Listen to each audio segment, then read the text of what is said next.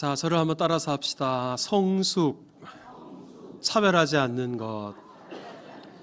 오늘 이 제목으로 하나님 말씀 전하겠습니다. 지구상에는 80억이 넘는 많은 사람들이 살고 있지만 그 많은 사람들 중에 똑같은 사람이 단 한 사람도 없습니다. 다 달라요. 겉으로 보이는 생김새, 그리고 행동, 목소리가 다 다르고요. 겉으로 드러나지 않는 성격, 재능, 그리고 생각들, 가치관들도 다 제각각입니다. 우리 하다못해 한날 한시에 태어난 쌍둥이도 달라요. 근데 우리는 이것을 차이라고 말합니다. 근데 여기서 분명히 해야 될 게 있습니다. 여러분들에게 질문 하나 드릴게요. 여러분, 다르다는 게 틀린 걸까요? 다르다는 말과 틀리다라는 말이 같은 말일까요? 아니죠. 여러분, 다른 것은 틀린 게 아니고요, 다르다고 잘못된 것이 아닙니다. 만약에 그렇다면 세상에서 나만 옳고 모든 사람은 다 잘못되고 틀렸을 겁니다. 그리고 무엇보다 여러분, 우리가 다 제각각 개성을 가지고 다르게 이 세상에 태어난 이유가 뭘까요? 하나님이 그렇게 지으셨잖아요. 그러면 다르다는 게 잘못된 것이라면 하나님이 잘못된 거예요. 하나님이 틀린 겁니다. 하지만 여러분, 하나님은 죄가 없으시고 하나님은 정확하십니다. 때문에 서로 다른 차이를 가지고 사람을 차별해서는 결코 안 될 것입니다. 그럼에도 불구하고 우리가 사는 이 세상은 차이 때문에 사람을 차별하는 경우가 대단히 많은 세상입니다. 우리 아직도 지구촌 곳곳에는 피부색을 가지고 백인종이다, 흑인종이다, 황인종이다, 사람을 차별하는 인종차별이 빈번하게 일어나고 있고요. 남성, 여성, 성의 차이를 인정하지 못하는 경우들도 많고요. 출신에 따라 사람을 차별하고 학벌에 따라 사람을 차별하고 더 많이 가졌냐, 돈을 좀 더 적게 가졌냐, 재산의 유무, 경제력에 따라 사람을 차별하는 일들이 일어나고 있습니다. 그런데 문제는 세상은 얼마든지 그럴 수 있어요. 하지만 교회 안에서도 이런 차별이 있으면 되는가? 여러분, 교회 안에 이런 차별이 있으면 될까요? 있으면 안 되겠죠. 여러분, 인도라는 나라가 전 세계적으로 빈부의 격차가 가장 큰 나라 중에 하나다라고 지난번에 말씀을 드린 적이 있는데, 그것을 잘 보여주는 사진이 한 장 있어요. 우리 사진을 한번 보시면, 우리 인도의 위에서 찍은 사진인데요. 뒤쪽 부분을 보면 초고층 부자들이 사는 빌딩 숲이에요. 하지만 마치 선을 그어 놓은 것처럼 바로 앞에, 이게 자세히 들여다보면 판자촌이에요. 할렘가, 아주 가난한 빈민들이 사는 지역입니다. 한쪽에서는 너무 부해서 이 돈을 주체할 수 없어요. 하지만 할렘가에 사는 사람은 끼니를 걱정해야 될 정도로 대단히 가난합니다. 근데 우리가 이렇게 생각할 수 있어요. 빈민촌에 살더라도 열심히 성실하게 살면 머지않아 저 빌딩 숲으로 옮길 수 있지 않을까, 계층 이동이 가능하지 않을까, 우리가 이런 생각을 할 수 있는데, 안타깝게도 인도는 세계 그 어떤 나라보다도 이 빈부의 격차가 줄어들기가 어려운 사회라고 이구동성으로 말을 합니다. 여러분, 그 이유가 뭐냐면, 우리 인도라는 나라는 계급 사회예요. 여러분, 이 계급을 카스트라고 하는데, 여러분, 카스트 제도라는 거 아시죠? 우리 피라미드를 보면 맨 위에 브라만, 성직자 계층이 제일 꼭대기에 있고요. 그 밑에 왕족과 군인들, 그 밑에 농업, 공업, 상업에 종사하는 사람들, 그 밑에 종들. 그런데 엄격하게 말하면 이 밑에 또 5번째 계층이 또 있어요. 5번째 계층은요, 사람 대접을 못 받아요. 이 사람과 마주치기만 해도 부정탄다, 우리나라 식으로 표현하면 이런 계층이 있습니다. 그런데요, 이 계층이 지금도 여전히 존재해요. 우리 사실 인도라는 나라의 이 카스트 제도가 없어진 지가, 폐지된 지가 오래됐기 때문에 이것을 따라 사람을 차별하고 계급을 주장하면 이게 불법입니다. 그럼에도 불구하고 인도라는 나라는 철저하게 카스트 제도, 계급 사회예요. 거기에는 중요한 이유가 하나가 있는데, 여러분, 인도라는 나라에 가장 많은 국민들이 믿는 종교가 뭔지 아십니까? 힌두교라는 종교예요. 근데 여러분, 이 힌두교의 경전 배달을 보면, 우리 좀 어려운 말이긴 한데 한번 따라서 해보세요. 다르마, 카르마, 이 두 가지 개념이 있어요. 다르마, 카르마. 근데 다르마가 뭐냐 그러면, 사람이 이 세상에 태어날 때 신이 원래부터 맨 꼭대기 계층, 두 번째 계급, 세 번째 계급. 신이 이 계급과 신분에 따라 사람을 태어나게 정해놨다는 거예요. 신이 정해놓은 거예요. 그리고 카르마라는 게 뭐냐 그러면 우리나라도 불교 문화권이기 때문에 여러분 업보라는 말을 들어보셨죠? 업보가 뭐예요? 전생에 좋은 업보를 쌓았냐 나쁜 업보를 쌓았냐. 여러분 힌두교에도 이런 업보라는 개념이 있어서요. 전생에 좋은 업을 많이 쌓았으면 높은 계층에서 태어난대요. 전생에 나쁜 업을 많이 쌓았으면 바닥 계급에 태어난대요. 여러분 이게 바로 힌두교 경전에 나오는 종교적 가르침입니다. 그러니까 대놓고 계급과 차별에 대해서 말하고 있기 때문에 인도 사람들 대부분이 힌두교를 신봉하잖아요. 그러니까 자연스럽게 그것이 불법인데도 인도 사람들은 계급, 같은 계급에 있는 사람, 같은 지위에 있는 사람들끼리 만나고 동맹하고 교제하고 결혼하고 커뮤니티를 이루어서 살아갑니다. 그러다 보니까 이 계급과 신분을 뛰어넘는다는 게 사실상 불가능한 그런 안타까운 사회 구조를 갖고 있는 겁니다. 자, 여러분 이렇게 힌두교를 믿고 있는 인도 사람들은 그렇다 손치고 저와 여러분들은 하나님을 섬기는 그리스도인이잖아요. 성경에서는 계급과 차별에 대해서 어떻게 말씀하실까? 자, 우리 신명기 1장 17절을 한번 보십시다. 보세요. 너희는 재판할 때 외모를 보지 말고 귀천을 뭐하지 말고 차별하지 말고 사람을 재판할 때 신분에 따라 지위에 따라 더 많이 가졌냐 덜 가졌냐 이걸 따라 재판을 다르게 해서는 차별해서는 절대로 안 된다. 그러니까 여러분 이 구절뿐만 아니라 구약의 가르침이 차별하지 말라예요. 로마서 3장 22절을 보면 우리가 구원받잖아요. 구원받아서 하나님의 자녀가 되잖아요. 그런데 보세요. 예수 그리스도를 믿음으로 말미암아 우리가 구원받아서 하나님의 의를 가지게 되는데 여기에 차별이 있어요? 없어요? 차별이 없습니다. 우리가 구원받는 것 차별 없는 사랑과 은혜로 우리가 얻게 된 것이다 라는 이야기입니다. 이걸 좀 더 구체적으로 골로새서 3장 11절에는 이렇게 말하는데 보세요. 헬라인, 유대인, 자, 이스라엘 사람과 이방인들 차별하지 않습니다. 이스라엘 사람들 안에도 할레파, 무할레파 차별하지 않아요. 야만인, 스구드야인 차별하지 않아요. 종과 주인 차별하지 않아요. 차별이 있을 수 없나니 차별이라는 것은 절대로 성경이 용납하지 않는다라고 말씀합니다. 여러분 하나님도 차별하지 않으시고 성경도 절대로 차별해서는 안 된다라고 말씀하십니다. 그런데 여러분 우리 성경 전체에서 가장 강력하게 차별하면 안 된다라고 말씀하는 본문이 어딘지 아십니까? 바로 오늘 우리가 읽은 야고보서 2장이에요. 자, 우리 오늘 본문 1절을 여러분 한번 보세요. 끝부분에 보면 사람을 뭐하여 대하지 말라? 차별하여 대하지 말라. 자, 우리 4절을 한번 보세요. 너희끼리 서로 뭐하여? 차별하는 것은 악한 마음으로 판단하는 것이다. 이렇게 분명히 선언하고 있습니다. 자, 9절도 한번 보세요. 심지어 9절에는 만일 너희가 사람을 차별하면 뭐를 짓는 거예요? 죄 짓는 거예요. 사람을 차별하는 게 우리가 선택사항이나 성향이 아니라 하나님께서 보실 때 중대한 죄를 범하는 것이다 라고 말씀하고 있습니다. 여러분 성경이 이렇게 엄격하게 차별을 금합니다. 차별하면 안 된다라고 선언합니다. 그럼에도 불구하고 교회 역사, 기독교 역사를 들여다보면 교회 안에 초대교회 때부터 이 차별이 빈번하게 교회 안에서 일어났습니다. 여러분 신약 성경 안에 보면 고린도 교회가 있었잖아요. 이 교회 안에 부자들 가난한 사람들이 나눠져 있었는데요. 심지어 성찬식을 할 때에도 부한 사람들이 가난한 사람을 차별했어요.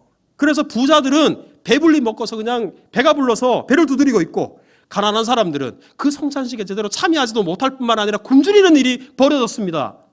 바울이 이걸 보고 이 말도 안 되는 일이 교회에서 일어나니까 가만히 있을 수 없어서 야단을 쳤어요. 고린도전서 11장 22절을 한번 보세요. 너희가 먹고 마실 집이 없느냐? 아니 왜 교회까지 와서 사람을 차별하냐?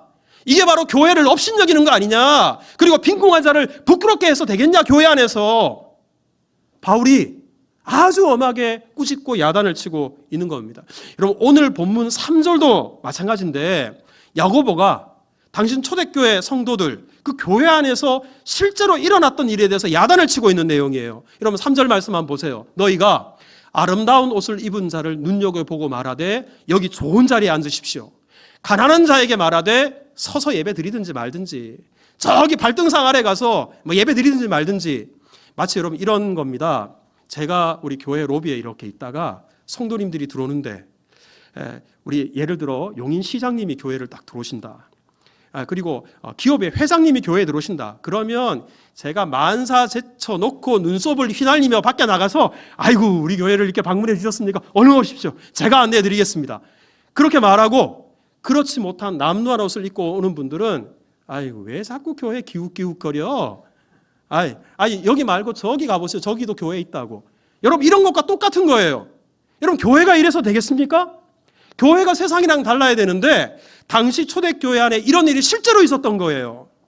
그래서 야고보가 교회 안에서 이런 일이 일어나면 되겠냐? 바꿔 말하면 부자 가난한 자를 말하는 게 아니라 사람을 차별하는 일이 교회에서 있어서는 안 된다. 차별에 대해서 말씀하고 있는 겁니다. 여러분 우리나라에 복음이 들어온 지가 100년이 좀 넘었는데요. 처음 복음이 들어올 때만 하더라도 우리 한국 사회 조선 시대 때 차별이라는 것이 대단히 많았던 시대였어요. 양반 쌍놈. 더러 지금도 썽이 뭐예요? 본이 어딥니까? 물론 양반이네, 쌍놈이네 이런 분들이 더러 계십니다만, 실제로 이런 복음이 처음 들어왔을 때는 우리나라 사회에 양반 쌍놈이 실제로 존재했어요. 그리고 남녀 차별이 지금과는 비교할 수도 없는, 여러분 지금 와서 제가 말씀드리는 겁니다만, 제가 셋째를 낳았을 때만 해도요, 모든 교우들과 주변에 저를 아는 분들이 저를 대단히 가련하게 봤어요. 딸만 셋 낳았다고. 불과 한 5년 정도가 지나니까 갑자기 저를 다 부러워하는 거예요. 여러분 이게 남녀 이게 차별이 우리 사회에서 변화된 게 그렇게 오래되지 않았거든요. 100여 년 전이니까 남녀 차별이 한국 사회에 얼마나 심했는지 몰라요. 여러분 세브란스 병원의 초대 원장인 에비슨 선교사님이라는 분이 계시는데, 사진에 보시면 이분입니다. 이분이 실제로 지금의 세브란스 병원 거기에서 진료하는 사진인데, 이분이 고종 황제 주치의였어요. 황제를 치료하는 어이였거든요. 근데 이랬던 사람이 우리 한국에 와서 선교 활동을 하다 보니까 우리 한국 사회가 얼마나 차별이 심한지 이건 너무 가슴 아프게 생각하고 있었어요. 그러던 어느 날 백정 청년이었던 박성춘이라는 청년이 전염병에 걸려서 다 죽어가는 거예요. 여러분 우리나라 의원들 같으면 어이가 백정 죽어간다 그래서 거들떠나 보겠습니까? 하지만 그냥 지나칠 수가 없었어요. 지극정성으로 그를 치료해 주어서 박성춘이가 죽다가 살아났습니다. 그러니까 얼마나 고마웠겠어요. 그러니까 이 백정 출신 박성춘 청년이 에비슨 선교사가 예배드리는 교회에 가서 예배 참여했어요. 너무 고마워서. 그랬더니 문제가 그 교회가 서울에 양반들만 모여서 예배드리는 양반교회였어요. 양반들이 뒤를 이렇게 보니까 백정놈이 앉아서 예배드리고 있거든요. 당장 선교사님에게 달려가서 항의를 했습니다. 아니 선교사님, 아무리 여기가 교회라고 하더라도 우리 같은 양반이 저 천한 백정놈하고 어떻게 같이 앉아서 예배를 드릴 수 있냐고, 당장 저놈을 내쫓든지 아니면 우리가 나가겠다고. 여러분 선교사님이 뭐라고 답했을까요? 조선의 법도는 양반과 백정이 자리를 함께 하면 안 되는지 모르겠지만 여기는 교회입니다. 교회는 하나님의 법을 따르는 곳입니다. 하나님 앞에서 모든 사람은 평등합니다. 이것이 하나님의 법입니다. 그러니 박성춘 저 백정 청년을 절대로 내쫓을 수 없습니다. 여러분 양반들이 이 선교사님의 말을 수용했을까요? 아니에요. 다 교회를 나가버렸어요. 이래가지고 실제로 교회가 쪼개졌어요. 백정 한 사람과 같이 예배 드릴 수 없다라는 이 차별 때문에 교회가 둘로 나눠진 겁니다. 물론 나중에 다시 합해져서 지금의 서울의 승동교회가 되었습니다만, 그 정도로 한국 교회 초창기가 차별이 교회 안에서도 심했습니다. 여러분 우리나라 초창기 교회 건물을 보면 독특한 형태로 교회를 지었어요. 우리 사진을 한번 보시면 바로 기역자 교회입니다. 근데 어떤 분은 그렇게 생각할 거예요. 아니 목사님, 우리 한국의 옛날 기와집이 대부분 저렇게 기역자였잖아요. 그러니까 교회도 기역자였겠죠. 하지만 여러분 나중에 새로 교회를 지으면서도 기역자로 짓는 교회가 많았어요. 이유가 뭐냐면 내부를 한번 보시면요, 건물이 기역자니까 넘겨보세요. 예, 기역자 가운데다가 강대상을 딱 놨어요.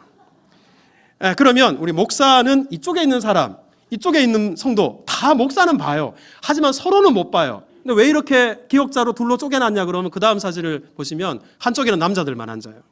한쪽에는 여자들만 앉아요. 남자와 여자를 구분하기 위해서. 그런데 여러분, 자석만 이렇게 다르게 앉았던 게 아니고요. 실제로 우리 한국교회 초창기 역사를 들여다보면 이렇게 예배를 드리잖아요. 예배가 끝나면 남자 성도들은 예배당 한켠에 또는 방에 앉아서 둘러 앉아서 성경 공부를 해요. 그 시간에 여자 성도들은 밖에 나가서 식사 준비를 비롯해서 교회 온갖 굳은 일들을 여자 성도들이 다 도맡아 있습니다. 교회 안에서도 남성과 여성을 이렇게 차별했다라는 이야기입니다. 여러분 한번 생각해 보십시오. 세상은 그렇다 손치더라도 하나님께서 차별하지 않는다고 하시고 성경의 가르침도 차별이 없어야 된다고 말씀하시는데 교회 안에 이렇게 엄연히 차별이 있다 그러면 그 교회가 과연 건강한 교회일까? 그 교회를 성숙한 교회라고 말할 수 있을까? 그런 가치관을 갖고 있는 성도들, 그 신앙을 성숙한 신앙이라고 말씀할 수 있을까? 여러분 어떻습니까? 여러분, 세상은 그럴지라도 교회 안에서는 이런 차별이 있어서는 안 되겠죠. 그런 의미에서 우리 수종교회가 성숙한 교회가 된다라는 것은 우리 교회 안에 세상과 같은 이런 차별이 있으면 안 돼요. 우리가 사람을 가려가면서 차별하고 하대하고 무시하고 교회 안에서 갑질하고 이런 일들, 차별하는 일들이 우리 성도들의 신앙 가치관 안에 자리 잡으면 안 됩니다. 여러분, 우리의 믿음이 성숙해진다라고 하는 것은 하나님 아버지의 마음을 가지고 차별 없이 성도들을 대하는 것입니다. 우리 그런 은혜가 우리 교회 가운데 있기를 주님의 이름으로 축복합니다. 그러면 이런 차별 없는 교회, 차별 없는 신앙을 우리가 가져야 될 터인데 어떻게 하면 차별하지 않을 수 있을까요? 우리 오늘 본문이 그것에 대해서 이야기를 하고 있는데요. 세 가지를 기억할 때 우리는 차별을 극복할 수가 있어요. 자, 우리 먼저 첫 번째. 자, 저를 한번 따라서 합시다. 예수님의 종인 것을 기억하라. 예수님의 뭐라고요? 종이다라는 것을 기억하면 차별을 극복할 수 있다는 겁니다. 자, 우리 1절을 한번 읽어볼까요? 다 같이 읽습니다. 시작. 내 형제들아, 영광의 주 곧 우리 주 예수 그리스도에 대한 믿음을 너희가 가졌으니 사람을 차별하여 대하지 말라. 근데 여기서 보면 끝부분에 사람을 차별하여 대하지 말라 그랬잖아요. 근데 사람을 차별하여 대하지 않으려면 반드시 전제가 필요한데 그게 바로 뭐냐면 앞부분에 두 번이나 반복되는 단어가 있어요. 주라는 단어입니다. 영광의 주, 나의 주, 예수 그리스도, 예수님을 우리가 주로 고백하는 믿음이 있다면 정말 예수님을 우리가 주님으로 나의 구주로 우리가 믿는 믿음이 있다면 사람을 차별할 수 없다 이 말입니다. 근데 여러분, 예수님을 주로 모시는 사람들이 왜 차별할 수 없을까요? 왜 차별하면 안 될까요? 여러분 한번 생각해 보세요. 우리가 예수님을 주로 고백하고 믿음을 갖게 된 것, 어떤 사람들은 내가 예수님을 믿었다라고 생각해요. 하지만 여러분들에게 묻겠습니다. 여러분들이 예수님을 믿으셨습니까? 여러분 엄밀하게 말하면 내가 먼저가 아니고요. 하나님께서 먼저 우리를 사랑하셨어요. 하나님께서 먼저 우리를 택하셨어요. 하나님께서 우리로 하여금 믿을 수 있도록 우리를 구원하셨어요. 그러니까 여러분 우리가 먼저가 아니라 하나님의 은혜가 먼저입니다. 만약에 예수님께서 우리를 유대인이 아닌 이방인이라고 차별하고 가난하다고 차별하고 못 배웠다고 차별하고 외모가 이렇다 저렇다 차별했다면 우리 가운데 예수님을 주로 고백하는 믿음을 가진 성도가 우리 가운데 몇 사람이나 있었겠습니까? 우리 앞서 본 로마서 3장 22절 그대로 우리가 누리고 있는 이 구원, 하나님의 의는, 자, 저를 한번 따라서 합시다. 차별 없는 사랑. 차별이 없는 하나님의 사랑과 은혜로 말미암아 우리가 구원받은 하나님의 자녀가 되었습니다. 그렇다면 우리도 차별 없는 사랑으로 하나님의 자녀가 되었는데 우리는 교회 안에서 다른 사람을 차별한다 그러면 여러분 우리가 받은 이 구원을 얼마나 우습게 여기는 거예요. 우리 또 한 가지, 우리가 예수님을 주라고 할 때 여러분 주라는 말을 두 글자로 바꾸면 뭐가 될까요? 한번 따라서 해보세요. 주인. 여러분 예수님이 우리의 주인이면 나는 뭡니까? 종입니다. 자, 저를 한번 따라서 해보세요. 나는 종입니다. 다시 한번 우리는 종입니다. 여러분 우리 모두가 예수님의 종인 것이 똑같아요. 그런데 우리 예전에 지금도 마찬가지입니다만 목회자를 주의 종이다 종종 그러잖아요. 어떤 목사님이 성도들이 목사를 위해서 기도할 때 하나님 주의 종을 붙잡아 주시고 주의 종 능력 있게 하시고 주의 종에 성령 충만 주시고 자꾸 종종 그러니까 목사님이 듣기가 싫었던가 봐요. 그래서 성도들에게 앞으로 나를 위해서 기도할 때는 종이라고 하지 말고 한번 따라서 해보세요. 종님. 종님이라고 하라고. 실제로 있었던 일인데 여러분 종이면 종이지 종님이 어디 있어요? 그러니까 여러분 목회자이건 장로님이건 우리 일반 성도님이건 간에 예수 그리스도 안에서 우리는 다 똑같은 예수님의 종인 줄 믿으시기 바랍니다. 사도 바울이 성도들에게 편지를 쓸 때마다 서신서 맨 앞부분에 인사말에 자기를 소개할 때마다 빠지지 않고 썼던 단어가 하나가 있어요. 예수 그리스도의 종 바울은 그랬어요. 이 종을 헬라어로 한번 따라서 해보세요. 둘로스. 둘로스 뜻이 뭔지 아세요? 종 중에서도요 가장 낮은 종이에요. 자기 목숨조차도 주인에게 달려있는. 그러니까 우리나라에도 예전에 종들 중에 노비 중에 보면 급이 있었잖아요. 가장 낮은 가장 비천한 종, 그게 둘로스였는데 나는 예수님의 가장 낮은 종입니다. 여러분 바울만 그렇게 말했던 게 아니고요, 오늘 우리가 읽은 이 야고보서, 예수님의 동생이었던 야고보도 야고보 1장 1절을 여러분 한번 보세요. 예수 그리스도의 뭐라고요? 종 야고보라고 그랬어요. 이 종도 제가 찾아봤더니 둘로스예요. 당시에 초대교회 때 바울과 야고보는 교회를 이끄는 리더십 중에서도 최고 앞에 있는 사람이에요. 가장 높은 지위에 있었던 사람이에요. 그런 사람들조차 나는 예수님의 가장 비천한 종입니다. 가장 낮은 종입니다. 그랬습니다. 그러니까 우리 모두는 예수 그리스도 안에서 똑같은 종에 불과해요. 자기를 이렇게 가장 낮고 비천한 종이라고 생각하는 사람이 다른 성도를 일컬어서 나보다 하찮다고, 나보다 낮다고, 무시하고, 손가락질하고, 외면하고, 차별하고, 여러분 우리가 예수님을 같은 주로 모시고 우리가 모두 예수의 종이라 그러면 도저히 있을 수 없는 일이겠죠. 때문에 여러분 언제나 앞에 서 있는 목사를 비롯해서 우리 중직자들 막 교회 온 새가족이라 할지라도 우리 모두는 하나님의 은혜가 필요한 죄인이에요. 우리 모두는 예수님을 주로 모시는 예수님의 종일 뿐입니다. 자, 한번 따라서 합시다. 나는 죄인입니다. 나는 종입니다. 다시 한번 해보세요. 우리는 죄인입니다. 우리는 종입니다. 믿으십니까? 그렇다면 교만하지 말고 우리 성도들 낮게 하찮게 무시하고 하지 마시고요, 언제나 차별 없는 눈으로 하나님께서 나를 바라보듯이 그렇게 우리 성도들을 바라보는 은혜가 우리 가운데 있기를 축복합니다. 두 번째, 우리가 차별하지 않으려면 어떻게 해야 될까? 두 번째 기억해야 될 게 있어요. 한번 따라서 합시다. 최고의 법을 기억하라. 자, 우리 8절을 같이 한번 읽겠습니다. 다 같이 시작. 너희가 만일 성경에 기록된 대로 내 이웃 사랑하기를 내 몸과 같이 하라 하신 최고의 법을 지키면 잘하는 것이거니와. 자, 여기서 최고의 법이라고 이야기를 해요. 그럼 여기서 말하는 최고의 법이 뭘까? 자, 우리 이어지는 구절을 한번 볼까요? 보세요. 만일 너희가 사람을 차별하면 죄를 짓는 것이다. 여러분 이 두 구절을 연결하면 뭐가 되냐 그러면, 사람을 차별하는 것은 성경 전체의 최고의 법을 어기는 죄를 짓는 것이다, 이 말입니다. 여러분 사람 차별하는 게 이게 가벼운 문제가 아니라는 거예요. 간단한 문제가 아니라요, 가장 높은 최고의 법을 어기는 게 바로 사람 차별하는 일이 된다라는 이야기입니다. 자, 그러면 성경이 말하는 최고의 법이 뭘까? 로마서 13장 9절에 이렇게 말씀해요. 자, 우리 같이 한번 읽어봅시다. 시작. 간음하지 말라, 살인하지 말라, 도둑질하지 말라, 탐내지 말라 한 것과 그 외에 다른 계명이 있을지라도 내 이웃을 내 자신과 같이 사랑하라 하신 그 말씀 가운데 다 들었느니라. 여러분 성경 전체를 정말 확 압축하면 10계명이 될 거예요. 그 10계명을 하나로 줄이면 내 이웃을 내 몸과 같이 사랑하라. 여러분 이웃을 내 몸처럼 사랑한다면 차별하면 안 돼요. 가난하다고 없다고 지위가 낮다고 무시하면 안 돼요. 그러니까 여러분 최고의 법이 바로 이웃을 차별하지 말고 사랑하는 것입니다. 네, 여러분 예수님께서 이웃을 사랑하라고 가르침을 주실 때 강조하셨던 게 있어요. 자, 우리 마태복음 5장 43절을 한번 보세요. 내 이웃을 사랑해라. 예수님께서 가르치신 말씀이거든요. 이어지는 46절을 보면, 자, 한번 보십시오. 너희가 너희를 사랑하는 자를 사랑하면 무슨 사항이 있으리요? 여러분 이게 무슨 말이에요? 우리가 다른 사람을 대할 때 나를 좋아하고 나를 선대하고 나를 사랑하는 사람은 받은 만큼 그렇게 우리가 그 사람을 좋아하고 사랑하고 선대해줘요.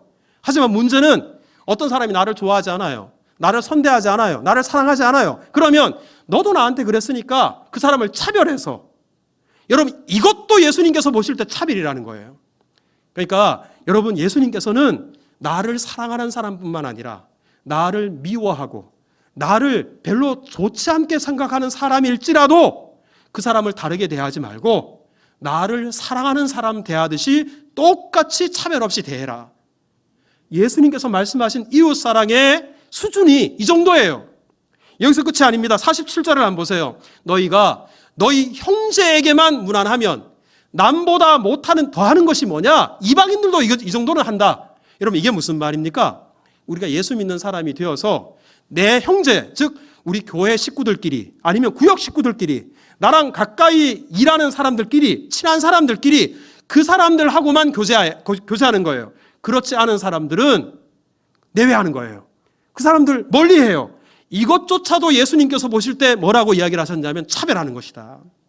이렇게 차별하지 말고 가깝든지 멀든지 심지어 이해관계 이런 아무런 연결점이 없다 할지라도 우리는 예수 그리스도 안에서 차별 없이 사람들을 대할 수 있어야 된다. 여러분 이게 바로 성경 전체 최고의 법이에요. 예수님께서 강조하신 최고의 법입니다. 그리고 이 법을 어기는 것, 여러분 이것이 바로 우리가 지을 수 있는 죄 중에 가장 무거운 죄라고 성경이 말씀하고 있는 겁니다. 사랑하는 성도 여러분, 성경을 신앙과 삶의 유일한 표준이라고 믿으십니까? 이 성경 전체를 한 줄로 요약하면 내 이웃을 내 몸과 같이 사랑하라. 차별하지 않고 이웃 사랑하는 거예요. 이 최고의 법을 어기는 죄를 범하지 마시고 예수님의 명령을 목숨처럼 생각하고 차별 없이 이웃을 대하는 우리 모든 성숙한 성도가 될 수 있기를 축복합니다. 마지막으로 우리 차별하지 않으려면 어떻게 해야 되나? 자, 한번 따라서 합시다. 심판을 기억하라. 자, 우리 13절을 한번 읽어볼까요? 다 같이 시작. 긍휼을 행하지 아니하는 자에게는 긍휼 없는 심판이 있으리라. 긍휼은 심판을 이기고 자랑하느니라. 여러분 여기서 긍휼을 행하지 않으면 긍휼 없는 심판이 있대요. 여기서 말하는 긍휼이 뭘까요? 여러분 예수님께서 앞서 너희를 사랑하는 자만 사랑하지 말고 너희 형제에게만 무난하지 말고 너희를 미워하는 자들도 사랑하고 형제가 아닌 사람들에게도 먼저 손을 내밀고 무난할 수 있어야 된다. 그러려면 우리 마음속에 긍휼이 있어야 돼요. 긍휼의 마음이 있어야 돼요. 결국 이 말을 바꿔 말하면 차별하는 사람은 나중에 하나님 앞에서도 마지막 심판날 차별받을 것이다. 이 말씀입니다. 여러분 이거 얼마나 끔찍한 이야기예요. 우리가 이 세상에서 다른 사람들 대수롭지 않게 아무렇지 않게 차별했는데 마지막 날 심판하신다라는 사실입니다. 그런데 여러분 우리 많은 성도님들이 심판이라고 말하면 그 심판을 죽고 나서 아니면 예수님 재림하실 때 내세에서나 이 심판이 임한다라고 생각을 합니다. 하지만 성경의 약속은 내세에만 주어진 약속이 아니에요. 우리 디모데전서 4장 8절을 한번 보세요. 성경의 약속은 한번 따라서 해보세요. 금생과 내생. 금생이 뭡니까? 지금이에요. 현세에서도 성경의 약속은 여전히 유효합니다. 바꿔 말하면 하나님의 축복이 내세뿐만 아니라 이 현세에도 임하는 것처럼 심판 또한 내세에서뿐만 아니라 현세에도 지금에도 하나님의 심판이 여전히 임한다는 거예요. 여러분 우리가 흔히 하는 말로 감사할 줄 모르는 사람은 반드시 심판받는다 그러잖아요. 여러분 감사할 줄 모르는 사람은 마지막 날 심판을 면치 못합니다. 여러분 감사가 없다라는 것은 믿음이 없다는 말과 똑같거든요. 그런데요 이 감사가 없는 사람이 죽고 난 이후에 내생에서만 심판을 받을까? 그렇지 않습니다. 혹시 여러분 주변에 도무지 감사할 줄 모르는 사람을 알고 계십니까? 혹시 여러분 중에 나는 감사하고는 거리가 멀다, 감사와 담 쌓고 있는 분이 계십니까? 그런 사람들은요 이 세상에서의 삶 자체가 메말라요. 이 세상에서 감사 없이 한번 살아보십시오. 아내를 바라보면서도 남편을 바라보면서도 자식을 바라보면서도 부모를 바라보면서도 하나님을 바라보면서도 도무지 감사할 게 없어요.